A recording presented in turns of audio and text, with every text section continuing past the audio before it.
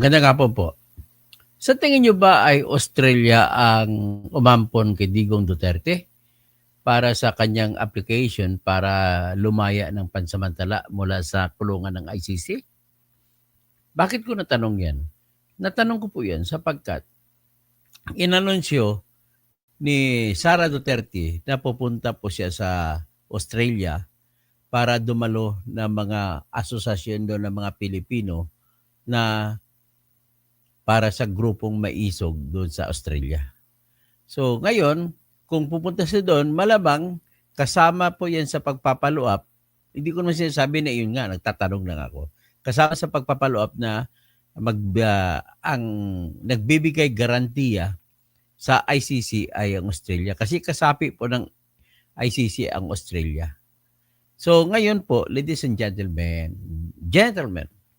ang akin na masasabi po, halos sigurado po yung motion nila na papalayain pansamantala si Digong Duterte doon sa dadalhin sa bansa na umampon sa kanya at hindi siya makaalis doon at babalik lang siya sa hearing kung may hearing na schedule. Kagaya na September 23, confirmation hearing niya, babalik siya doon.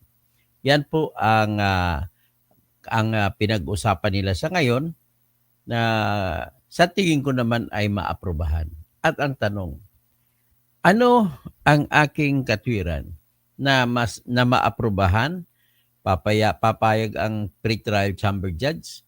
Ito lang po ang dahilan. Yung mga kasapi na bansa ay sila po ay nagbibigay ng kontribusyon para sa sweldo ng mga judges. Sweldo ng lahat ng mga tao doon sa International Criminal Court. So ngayon, kung ito ang papasweldo sa kanila at hindi naman involved sa kaso yung Australia, ay malamang aaprubahan yan, mahihiya naman ang mga judges ng ICC na hindi pagbigyan ang Australia, halimbawa Australia, na isa sa mga nagbibigay ng pera para pansweldo sa kanila. Yan po ang akin dyan nakikita. So, be that as it may, maaaring pong sa una kong nakalap na impormasyon, Japan ata ang hihingi ng humingi sa ICC na doon na lang dalhin si Duterte sa Japan at aampunin muna nila ang trial ay patuloy. Hindi malayo kasi bakit? Si Shinzo Abe, bago siya namatay, ay personal na kaibigan ni Ginoong Duterte. So, ang Prime Minister sa ngayon po ay kapartido ni Shinzo Abe. So, hindi malayo na yung mga kasama ni Shinzo Abe ay kilala rin ni Duterte at sila rin ang humingi ng pakiusap o sila rin ang nakikiusap sa kung sino ang Prime Minister ngayon na ihilingin o i-adapt si Duterte para may pansamantalang kalayaan at kailangan daw ngayon ni Duterte ang pansamantalang kalayaan sapagkat mas masikaso ang kanyang pangangailangan sa kalusugan. Kasi kung doon siya kung doon siya sa loob ng kulungan sa Seventeen Prison ay ayon kay Pulong Duterte, ang kanyang tatay daw ay hindi kumakain, walang gana. So dumating sila ng isang araw, pagdating doon ay hindi pa nakakain ng agahan, hindi pa nakakain ng tanghalian. So ano kaya? So nevertheless, at iniisip ko na doon siya dadalhin sa tinatawag na dati sa Japan, sabi ko. At kung sa Japan, mas lalong hindi makakatanggi ang pre-trial chamber judges. Bakit po? Kasi ang Japan po, ang pinakamalaki na bansa na magbibigay ng contribution sa ICC para sa sweldo ng mga tao. 15% ng sweldo ng mga budget ng ICC ay Japan po ang nagbibigay. At ang Japan din po ang pinakamalaking magbibigay ng contribution doon sa United Nations. So with that, kaya ang isa pa, ang presidente ngayon ng International Criminal Court ay Hapon, na si Tomoko Akane, babae. So judge din siya. So yan lang po ang aking masasabi rito. So, bidat as me, ito po yung balita, no? Ipapakita ko sa inyo. Hindi po ako marites kagaya ng iba. Marami mga vlogger kasi na marites eh. Ang pagmamarites nila, hindi nila alam kung anong kwan, nagkukwento na kung anong kwan, ano ang parang pangyayari. Ito po yung i-share screen ko yung balita na si Sara ay pupunta sa Australia. Ito po. Si Sara Duterte bound for Australia. Ayan, nakalagay. For Dad Rodrigo. Ngayon, basahin natin. Ayan si Sara. Sabi niya, Vice President Sara Duterte will travel to Australia for another personal trip and to join a protest action calling for the release of her father, former President Rodrigo Duterte.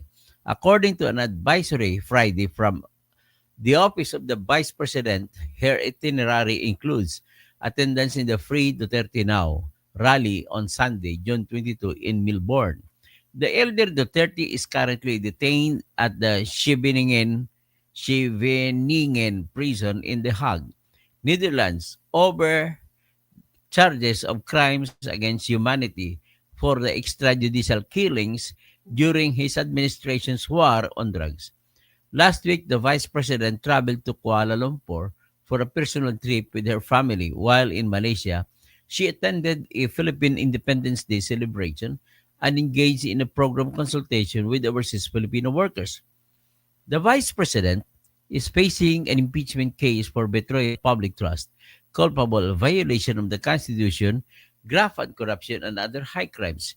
She was impeached by the House of Representatives on Friday, on February 5, with over 200 lawmakers endorsing the complaint against her. After the Senate voted to return her case to the House of Representatives, her impeachment trial is currently expected to begin in 20th Congress, which will open in July.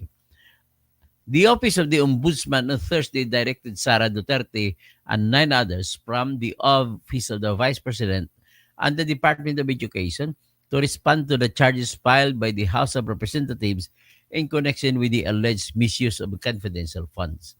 The order came after the House filed a complaint against Duterte and several others for plunder, technical malversation, falsification, use of falsified documents, perjury, bribery, corruption of public officers, betrayal of public trust, and culpable violation of the Constitution, a source said. The complaints stem from the recommendation of the House Committee on Good Governance and Public Accountability to file charges against Duterte for the alleged misuse of 500 million in confidential funds of the OBP and 112.5 million in confidential funds of the Department of Education from 2002 to 2024. The Vice President has denied the allegations against her.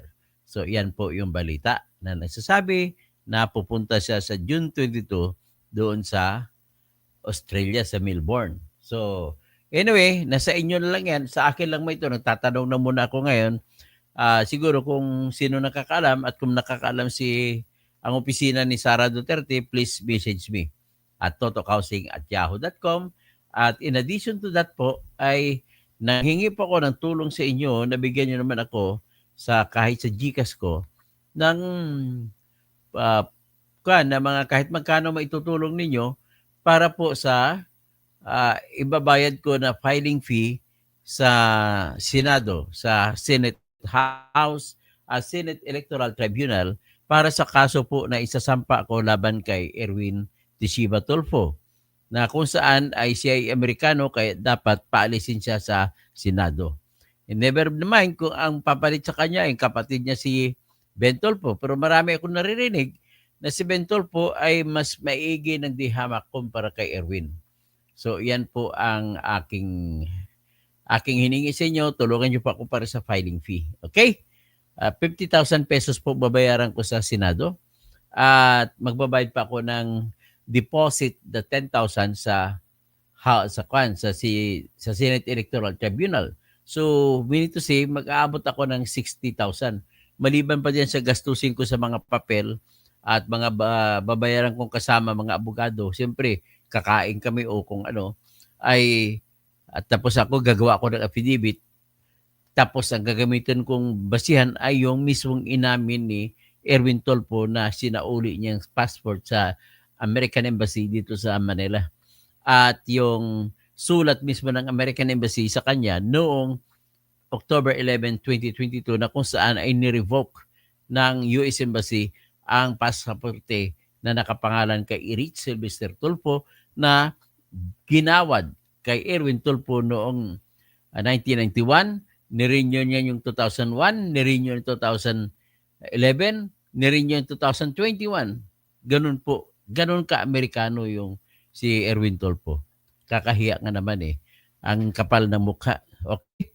So hanggang dyan na muna tayo at magandang hapon po sa inyong lahat.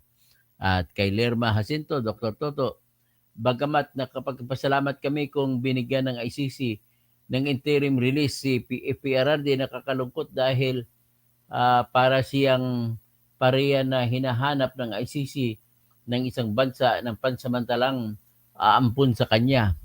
Reggie Regal Felipe, kahit anong country ang mag-adapt kay Mayor Rodrigo Roa Duterte ay okay lang. Sabay okay lang naman yan kahit sino. Reggie Regal Felipe, good afternoon Dr. Toto. Marianita, dyan ito kapatid, tabagan kita after this. Nahidlaw na ako sa imo kay daddy. Okay? So magandang hapon po sa lahat.